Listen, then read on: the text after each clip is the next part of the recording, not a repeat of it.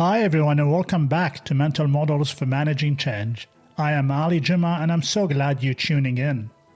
Now before we dive into today's topic, let's quickly revisit something we mention in every episode. What is a mental model anyway? A mental model is a way of seeing, a framework that helps us interpret complexity, solve problems, and make better decisions. You can think of it like a map or a lens. The clearer it is, the more confidently we can move through uncertainty. In our last episode, we explored map versus territory, a model that reminds us to challenge our assumptions and stay grounded in reality, not just in our maps or frameworks. Today we're building on that because once you've seen the difference between map and territory, the next question becomes, how do you move through it, especially when things are changing fast? That's where today's mental model comes in, the OODA Loop. It's a bit of a mouthful. What is the OODA Loop? OODA stands for Observe, Orient, Decide, Act. It was developed by Colonel John Boyd, a U.S. Air Force fighter pilot and military strategist.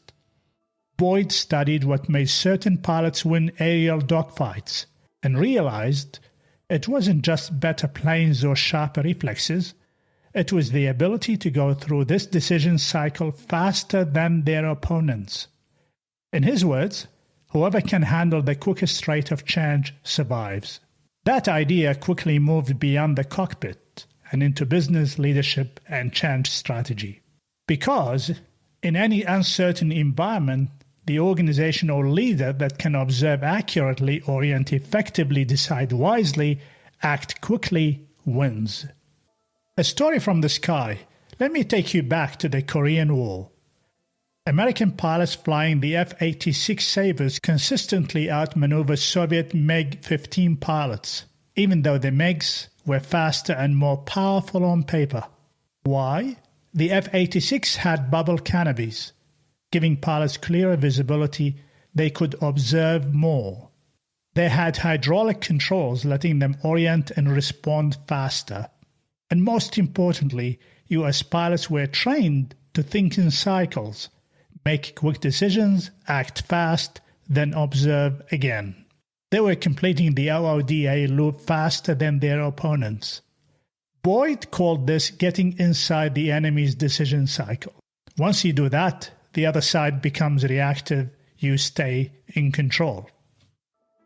Why it matters in change work? Let's shift the lens from the sky to your workplace. You're leading the transformation, maybe a new system rollout, a restructure, or a change in culture. You've got competing demands, incomplete information, unexpected resistance. Sound familiar? This is where the OODA loop helps. Observe. What's really going on in here? What signals are we seeing, not just in reports, but in behaviors, feedback, silence? Orient. What's the context? Who is impacted? What biases or mental models might be shaping how we see this? Decide. Based on what we know, what's the most aligned action? Act. Make the move, then cycle back to observe. In fast-moving change, it is not about having a perfect plan. It is about adapting faster than the situation evolves, staying ahead of confusion, momentum shifts, or even resistance. How to apply the OODA loop as a change leader? Here are 3 ways to bring it into your work. 1. Use it in planning meetings. Before jumping into execution, pause and run through the loop. What are we seeing? What's shaping our view? What decision best fits the current context? 2. Watch for orientation traps. Often it's not the data that trips us, it is how we interpret it.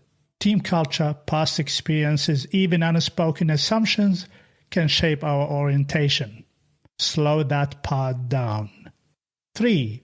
Speed it up under pressure. In crisis or uncertainty, use shorter OODA cycles. Quick sensing, quick adjustment. It's better to reiterate forward than to wait for the perfect clarity. Reflection for the week. This week, pick a moment where you're stuck, where things are moving quickly. Ask yourself, what am I observing? How am I orienting? What's the best decision here? And what action will move me forward, even just one step forward?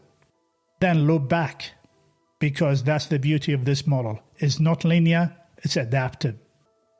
Thank you again for joining me on the models for managing change. If the OODA Loop sparks something for you, let me know or share this episode with a colleague who's leading through change. And next time, we'll explore a mental model that is all about breaking complexity into manageable pieces so we can move forward with clarity and momentum. It is called chunking, and it's simpler than you think and powerful when done right. Until then, I'll leave you with this. In change, as in flight, the faster you make sense of what's happening, the better you can shape what happens next. See you soon.